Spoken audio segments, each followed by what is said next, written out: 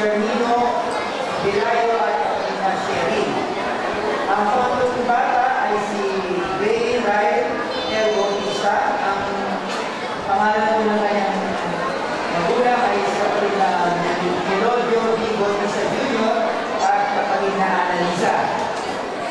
Ang susunod po bata natin po na pagkakadres ay si Nathaniel Bawi Bautista. Ang kanyang magulang ay Israel Bautista II at si Sister Elisa Kapatid. At ang susunod bata ay si Carl Noah A. Bautista. Ang kanyang magulang ay si kapatid na Harrison Bautista at ang magulang po ay si kapatid na Lorinel. At ang huli po ay si bata po si Mark Daniel Udi S. Ignacio. Ang kanyang po magulang ay si kapatid na Mark Anthony Ignacio at kapatid na Clarice Jane Senior Ignacio. So yun po yung mga bata na ating po na hihingan ng pagpapala sa Panginoon. Alam po natin ang pagpapala sa Iglesia. Yung po mga pangunahing saksi po ng mga tatatuloy na sa mga pwede kami po mga kasama po dito sa harapan. Yung po mga pinili po mga pangunahing saksi o mga dito po ninang na ating po nakalis na sa panong ito ay pwede na rin po makasama po sa harapan. Sa iglesia po na ating po inabibilangan ay malinaw po ang paturuan ninagam natin. Hindi po tayo nag-bautismo, hindi po tayo nagbibigyan ng bata. Sapagkat ang bautismo ang bibigyan ay sa may ganap na nagsipan, sapat na tumanggap makapagin ng aral, sapat na makapagsisi, at sapat na sumampalataya at sa bautismo. Ngunit ang bata po ay wala po alam sa salita at tuloy ng Panginoon. So ano po yung turo na amin po tinanggap sa Lord of Iglesia? Bago po ipamutin, gusto po ipaalala sa mga magulang. Ayon po sa aklat ng Awit, chapter 127, verse 3, yung po mga bata o mga anak po na yan, ayun po ay regalo sa inyo ng Panginoon. Hindi dahil po sa kagustuhan ng mga bagay na po. Maliwanag po, Panginoon yan po ay regalo o manang po yan sa Panginoon. Kaya kung yan po ibigay sa inyo ng Panginoon, dapat po inyong mahalagahan. At ang ilayunin, bakit po tayo nilikha at bakit po tayo binigyan ng anak, isa po sa layunin na yun ay tayo po ay sabi ko sa kanyang awit, chapter 95 verse 6, para po tayo sumumba yung bukod sa lumalang sa atin. Kaya, dapat po maulawan ng mga magulang na may pangunahing tutuloy po tayo sa ating anak na pinagkatiwala sa ating Panginoon. Bakit po? Pansamantala lang po pinagkatiwala sa ating mga bata na yan. Sapagkat lalaki po yan at gagawa niyo po ng sariling buhay at ng sariling pamilya. Kaya habang sa ating po pinagkakatiwala ng Panginoon yan, may mga tungkulin po ang mga magulang. So, ibibig po yan na ilan po sa pangunahing tungkulin ng magulang na huwag po dapat kakalimutan ng mga magulang yung binabanggit sa Kawikaan 22:6. Sabi po doon, turuan ang bata sa daan na dapat niyang lakaran. So, habang bata po yan, dapat po unti-unti natin pinuturuan. Ang unang-una dapat natin turuan, ang tuturo doon, yung binabanggit po sa aklat ng Kawikaan, chapter 9, verse 10. Ano po sabi doon? Ang pagkatakot sa Panginoon ay pasimula ng pamumunan. Maaaring tinuturo natin sa ating anak, humina. Ano yung ibig sabihin ito? Pero dapat unti-unti, habang nagkakaisip ng bata, minumulat natin sa mga aral at mga kagawa ng Panginoon. At mahalagang bahagi yan, kada linggo, sinasama natin, maging manitin man yan, magbulihan, unti-unti, patatap na lang, binhiyan, lalagyan, at i-embrace nila yung kanilang nakamisnan. Kaya napakahalaga po ng parte ng magulang na dapat talagang turuan ng bata. Yung pakilala, yung dapat nilang maging baguhin nila hanggang sila lumaki. Hindi lamang po yung paggalang ng po at opo, pagmamano, hindi sa lahat yung tamang pagkilala, yung tamang pananampalataya, yun ang dapat po natin maibigay o magpamana sa ating mga anak. Sa pagkakalaki po yan, sabi nga, hindi niya hiniwalayan yung binhi na itong pinangin sa kanila mga puso.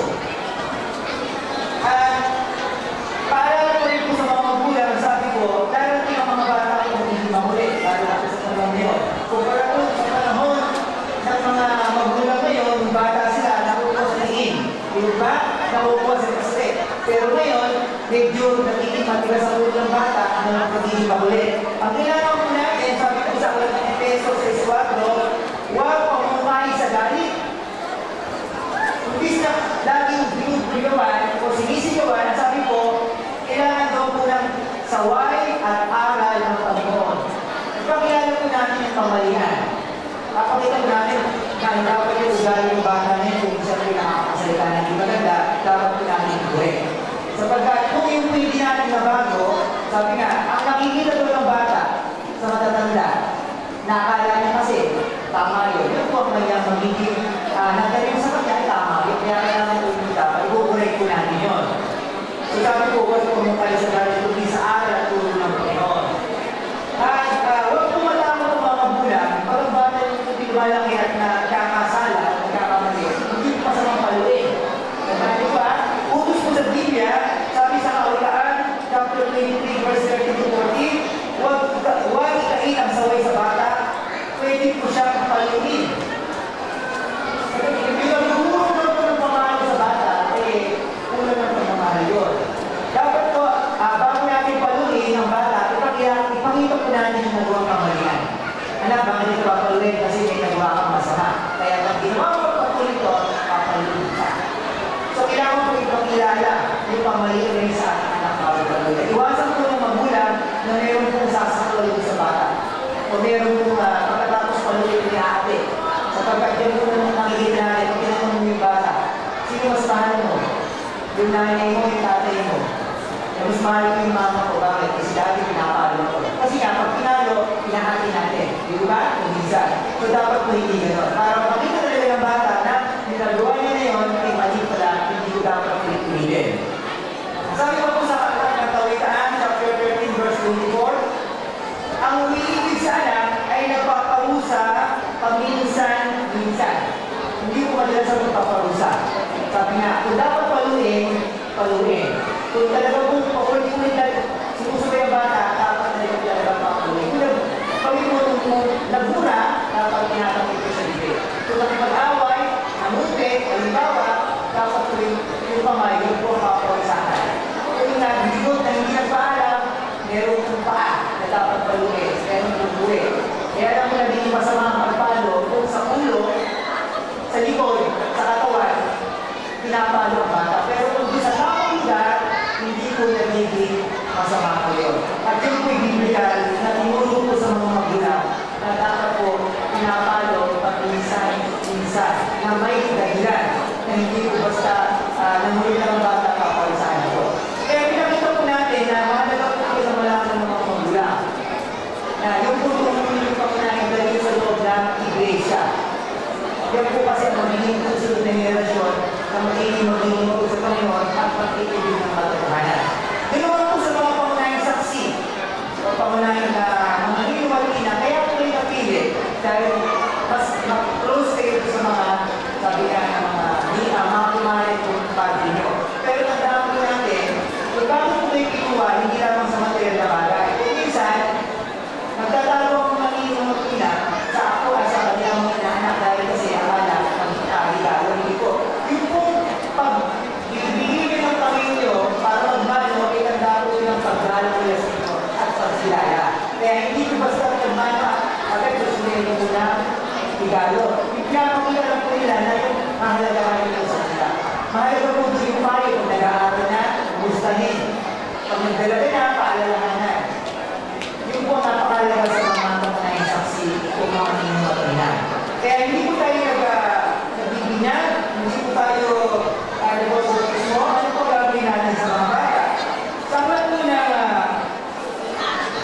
Mateo, ito po ang gagawin po natin sa huling bahagi po ng ating programa sa kasalaman. Sa kapitulo 19, ito po ang pagkakas sa atin, talata 13. Na magkagayon ay dinala sa kanya ang maliit na bata upang ipako niya ay namamamay sa kanila at ipanalangin at sinaway sila ng mga alaga. Ito kasama sa reliyon, kung minsan ayaw ng mga mainay, ayaw ng mga bata.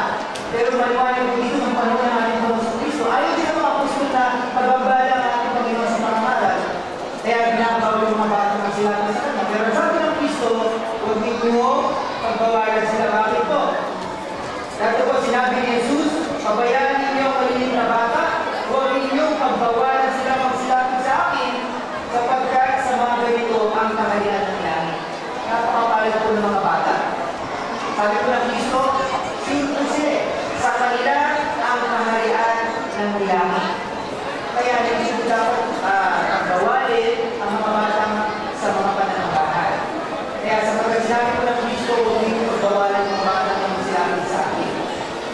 Kaya napakapala po ng bata na yan po ay bigyan talaga ng pagpasok sa kaharian ng langit. Kaya dapat po matindi na yung pamangkin na yun hanggang sa pagdang sa kanila. Magagawa po natin ngayon kung hihingi tayo ng patuloy na patnubay at gabay sa Panginoon. Ang pag-ibigay ng magulang may limitasyon, karamihan material na bagay. Pero hanggang doon po yun. Pero yun po pinaka-aasam natin na itaparan po sa mga batang ito na ilalapit ang alam magulang sa Panginoon na bilang regalo para maingatan nila itong mga batang binigyan ng Panginoon ay hihingi sila ng gabay at patnubay sa Panginoon. Tayo ay manalangin.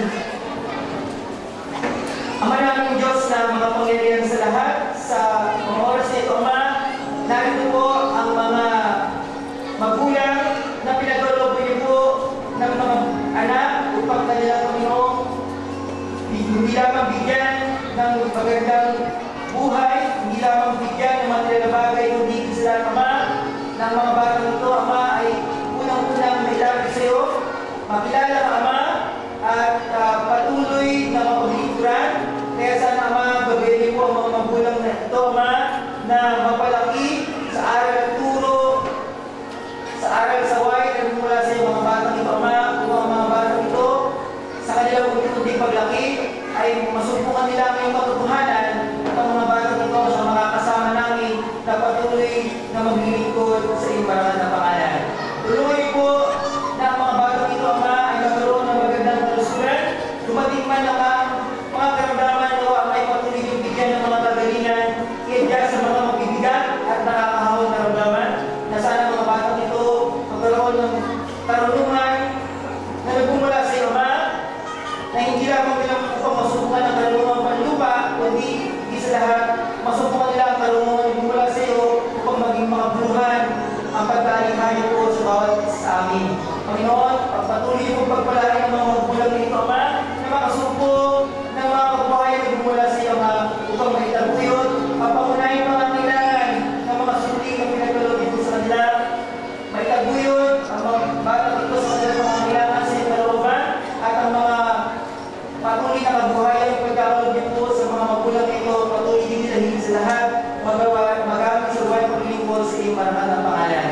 Nawa, Ama, ang mga pangunahing saksi na pinili po nila o mga ninong-inang ay hindi lamang material na bagay ang ibigay sa mga batang ito, kundi higit sa lahat, ang magandang mga payo, Ama, ang magandang halimbawa na pinibigay nila sa mga batang ito upang ang mga batang ito lumaki may magandang pag-ugali, maging mabuting mamamayan ng bansang Pilipinas at higit sa lahat, lumaki, Ama, na may tao sa iyo, Ama, na maglilingkod sa iyong marangal na pangalan. Maasa po kami, Ama, na pinagpala niyo po ang mga magulang, higit sa lahat ng mga batang ito, Ama, na patuloy po bigyan ng mga magagandang mga kalusugan at pagpalain sa kanilang paglaki, Ama, at mga batang ito ay huwag manis na landas, kundi magkakilang ng pagpira at patungo po, Ama, sa pinapamakin ng buhay ko lang ng yan. Ito po ang aming mga dalangin, magagawa po namin hiling sa matamis sa pangalan ng Jesus na aming po tagapagligtas. Amen. So, hindi po nagtatapos ang ating pong pagkahingin ng blessing sa Panginoon ay ating pong ibibigay yung pong mga certificate at